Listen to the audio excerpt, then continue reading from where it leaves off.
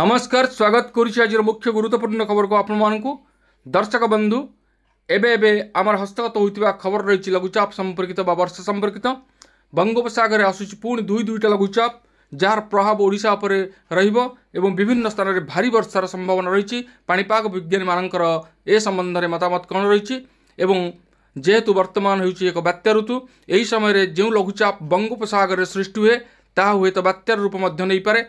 तेणु पाणीपाग विज्ञानी मैंने ए संबंध में कौन कहते से संपर्क में संपूर्ण विवरणी मुझे आपण ये भिडियो प्रदान करी से आपण निश्चित भिडियो को प्रथम शेष पर्यंत देखिए। जब भिडियो भल लगे तेरे पाखे लाल बटन दबाई निश्चित सब्सक्राइब करेंगे पाखे आसुवा बेल आइकन बजाय देवे और ऊपर आसुवा ऑल नोटिफिकेशन क्लिक कर भूलें जहाँफल एभली भिडियो सर्वप्रथम आपण मान निकट में पहुँच पार। तेज आसतु जाना आज लघुचाप संपर्कित बात्या संपर्कित विशेष गुरुत्वपूर्ण सूचना को। आंचलिक पाणीपाग विज्ञान केन्द्र रे प्रबल वर्षा नहीं सूचना जारी करिछि पाणीपाग विज्ञान केन्द्र। एही आधार रे राज्य रे सरकार स्वतंत्र रिलीफ कमिशन आज सतर्क सूचना जारी करिसेंती। एसआरसी पक्षरु कहा जाइछि जे जेउ जिल्ला गुड़िक ऑरेंज और येलो वार्निंग जारी करा जाइछि प्रशासन सेठारे प्रस्तुत रुहंतु। लोक माने सुरक्षित स्थान रे आश्रय नियंतु। मत्स्यजीवी माने समुद्र भीतर को जानतु नहीं। वर्षा पर क्षयक्षतिर रिपोर्ट प्रदान करंतु। यह होछि एसआरसी रिपोर्ट। दक्षिण ओडिशा रे प्रबल वर्षा होई पारे। पाणीपाग विभाग चेतावनी पर गंजाम और कोरापुट जिला प्रशासन आगुआ पदक्षेप नहीं। गंजाम जिलापाल निजर अधिकारी मानकु प्रस्तुत रहिबा को निर्देश दैछन्ति। बिना अनुमति रे केही जिला मुख्यालय छाड़ी पारिबेनी बोली कहिसन्ति। से अधिकारी मानकु हाई अलर्ट रहिबा को निर्देश दिया जायछि। जरूरीकालीन विभाग सजग रही। पाणीपाग विभाग सूचना आधार में परवर्ती पदक्षेप नियाजिबो। सेहीपरि प्रबल वर्षा जो कोरापुट जिलार सरकारी कर्मचारी मानकर छुट्टी बातिल करा जायछि। जोड़ा लघुचाप प्रभाव में सारा ओडिशा भिजिबो। पाणीपाग विभाग 5 दिन जाए प्रबल वर्षार चेतावनी देछि। लघुचाप वर्तमान उत्तर पश्चिम बंगोपसागर सक्रिय थिबा बेले गांगेय पश्चिमबंग संलग्न उत्तर ओडिशा उपकूलवर्ती अंचल में सक्रिय मध्य रही। यह 24 घंटा पर दुर्बल होबार संभावना रही। एथिसह सेप्टेम्बर 25 तारीख पाखापाखि पूर्व केन्द्रीय एवं संलग्न उत्तर बंगोपसागर में आउ एक नूतन लघुचाप क्षेत्र सृष्टि होबार संभावना रही।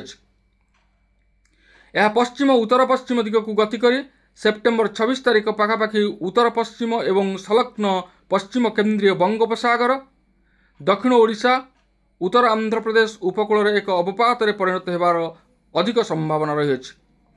जेहेतु यह एक बात्या ऋतु यही लघुचाप उपर तीक्ष्ण दृष्टि रखी पाणीपाग विभाग। यही लघुचाप क्षेत्र प्रस्तुत होला परे यह किभली भाव रूप नेब एवं केते भीषण रूप धारण करिवो बात्यार रूप नेब कि नहीं से संबंध में जना पड़िबो। पाणीपाग सेप्टेम्बर 27 तारीख पाखापाखि दक्षिण ओडिशा उत्तर आंध्र प्रदेश उपकूल अतिक्रम करिवार संभावना रही। उभय लघुचाप प्रभाव में राज्य में प्रबल अति प्रबल वर्षा होबार संभावना रही। आगामी 5 दिन पर्यंत प्रबल अति प्रबल वर्षा थिबा बेले आसंता 24 घंटे सारा जिले में बिजुली घड़घड़ी सह वर्षा को नहीं येलो वार्निंग जारी करिछि पाणीपाग विभाग। दर्शक बंधु आम कहवाक चाहूँ वर्तमान जेहेतु अक्टोबर मास आसुची तेणु अक्टोबर मास आसिले लोक मान मन में एक भय सृष्टि हुए बात्यार भय। कारण पूर्वर सेप्टेम्बर और अक्टोबर मध्य ओडिशा रे अनेक बात्या देखा देछि। जो बात्या के अति भयंकर बात्या एवं महाबात्या मध्य एही समय होइछि। तेणु लघुचाप वर्तमान बंगोपसागर सृष्टि होगा समय पाणीपाग बात्या पई बेस अनुकूल रही। तेणु हुए तो यही लघुचाप भीषण बात्यार रूप मध्य नहीं पारे किंबा बात्यार रूप मध्य नहीं पारे। तेणु जदि यह बात्यार रूप निए तेबे यह केउ आड़ को गति करिवो यार गतिपथ किभली भाव रहिबो केउ केउ स्थान को प्रभावित करिवो से संबंध में एबेठारु कोनोसी किछि कहि हेबो नाही। जदि कोनोसी बात्या संपर्कित सद्यतम सूचना आमर हस्तगत हुए ताहा तेबे आमे आपण मानकर अवगति निमंते सर्वप्रथम जणाइबु। तेबे ए थिला आजिर पाणीपाग संपर्कित बा लघुचाप संपर्कित विशेष गुरुत्वपूर्ण सूचना। आज एतिक पुणी देखा आगामी भिडियो रे। रहुछि धन्यवाद नमस्कार।